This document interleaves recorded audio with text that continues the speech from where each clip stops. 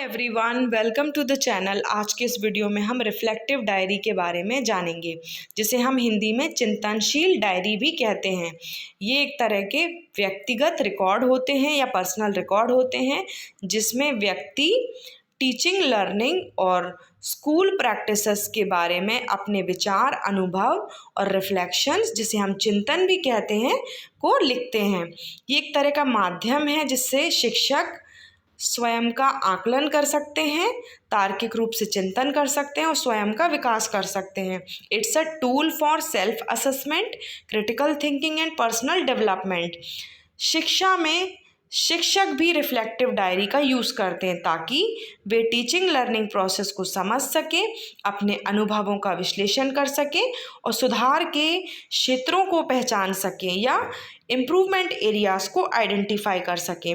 और regularly reflective diary लिखने के कई फ़ायदे हैं, जैसे शिक्षक अपने विकास को ट्रैक कर सकते हैं और चैलेंजेस या चुनौतियों को पहचान सकते हैं और एजुकेशनल और प्रोफेशनल जर्नी के बारे में अंतर्दृष्टि का विकास कर सकते हैं या इंसाइट्स को डेवलप कर सकते हैं। अब हमें चिंतनशील डायरी किस तरह से मेंटेन करना चाहिए, हमें इसमें क्या कुशलता से संपन्न हो रहा है, कैसे हो रहा है टीचिंग लर्निंग प्रोसेस में, वो हमें लिखना चाहिए। क्या प्लान के अकॉर्डिंग नहीं एग्जीक्यूट हो पाया या योजना के अनुसार क्या संपन्न नहीं हो पाया, कहाँ सुधार की ज़रूरत है, वो हमें लिखना चाहिए।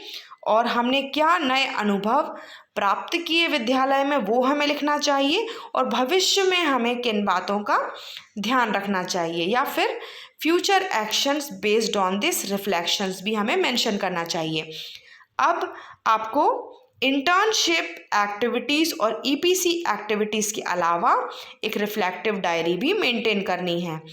4 वीक्स की स्कूल इंटर्नशिप में रिफ्लेक्टिव डायरी आपको डेली बेसिस पर मेंटेन करनी है। रोज़ आपको जो अनुभव हो रहे हैं, क्या पॉइंट्स आपको अच्छे लगे, कहाँ सुधार की ज़रूरत है और फ्यूचर एक्शन क्या होना चाहिए, वो सभी आपको रिफ्लेक्टिव डायरी में मेंशन करना है।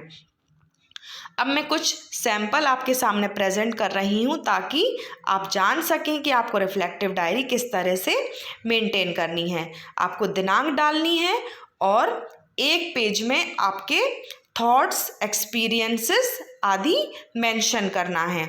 तो हिंदी और इंग्लिश दोनों ही सैंपल में इस वीडियो में प्रेजेंट कर रही हूँ ताकि आप रिफ्लेक्टिव डायरी कैसे लिखी जाती है वो आप सीख सकें। सो ये हिंदी का सैंपल है, इसका आप स्क्रीनशॉट भी ले सकते हैं और उसके बाद इंग्लिश का सैंपल।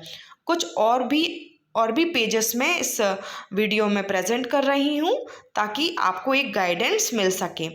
डे 1 डेट और डे भी आप यहाँ मेंशन कर सकते हैं।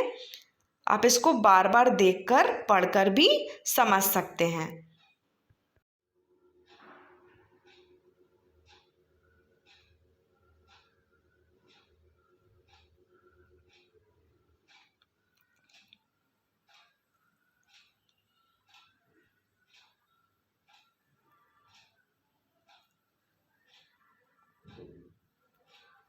आप चाहें तो कुछ इमेजेस भी इसमें अटैच कर सकते हैं। जो बेस्ट प्रैक्टिसेस आपको समझ में आ रही हैं उनके चित्र भी आप यहाँ पर पेस्ट कर सकते हैं, जैसे आप इस वीडियो में देख पा रहे हैं।